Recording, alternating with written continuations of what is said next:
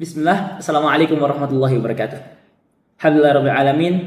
Wassalatu wassalamu ala asyrafil anbiya'i wal mursalin nabiyina Muhammadin wa ala alihi wa sahbihi ajma'in. Amma ba'd. Qala ta'ala yarfa'ullahu alladhina amanu minkum walladhina utul ilma darajat. Allah akan mengangkat derajat orang-orang yang beriman di antara kalian dan orang-orang yang berilmu beberapa derajat. Para hadirin rahimani wa rahimakumullah. Sesungguhnya para ulama mengatakan bahwa dalil tersebut menunjukkan betapa pentingnya dan betapa agungnya derajat ilmu dalam agama Islam. Maka pastinya sesuatu yang memiliki derajat yang sangat tinggi memiliki juga keistimewaan dan kepentingan-kepentingannya sendiri. Apa saja keistimewaan dan kepentingan ilmu? Mari kita bahas pada pertemuan kali ini insyaallah ta'ala. Para hadirin rahimani wa rahimakumullah. Yang pertama adalah hukum menuntut ilmu bukan sunnah, bukan mubah, akan tetapi wajib. Sebagaimana yang disabdakan oleh Nabi sallallahu alaihi wasallam dalam hadisnya, "Talabul ilm fardhatun ala kulli muslim." Menuntut ilmu wajib bagi setiap muslim. Para hadirin rahimani wa rahimakumullah. Dikarenakan sesungguhnya menuntut ilmu bisa menjadi wasilah agar seseorang mengetahui apa saja yang halal dan apa saja yang haram, apa saja yang mubah dan apa saja yang wajib, apa saja yang dibolehkan oleh Allah dan apa saja yang dilarang. Dan seorang bisa mengetahui apa tujuan aslinya berada di dunia ini. Dan kepentingan ilmu dan fadilah-fadilahnya tidak berhenti di situ saja. Yang kedua, para hadirin rahimani wa rahimakumullah, adalah menuntut ilmu bisa jadi salah satu sebab seseorang dipermudah memasuki surga Allah Subhanahu wa taala. Sebagaimana yang disabdakan oleh Nabi sallallahu alaihi wasallam, "Man salaka tariqan yaltamisu fiha ilman." Barang siapa yang menempuh sebuah jalan untuk menuntut ilmu, sahalallahu lahu bihi tariqan ilal jannah.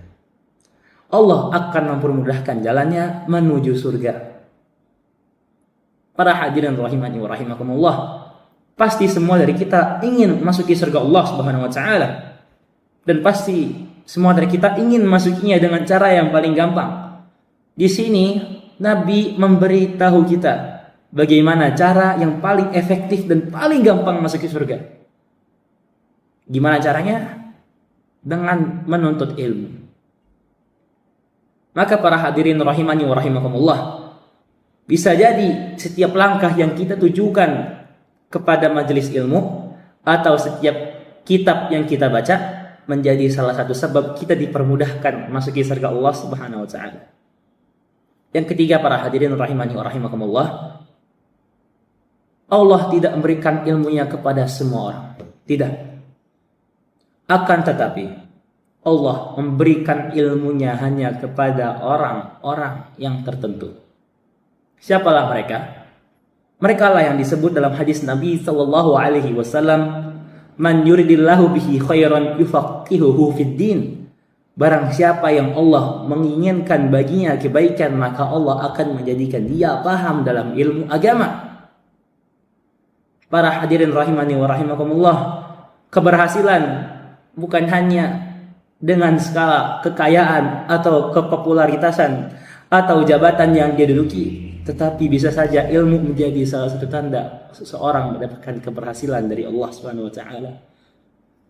Para hadirin rahimani wa rahimakumullah, semoga dari poin-poin yang kita pelajari kita bisa makin paham apa saja dan bagaimana kepentingan ilmu dalam agama Islam.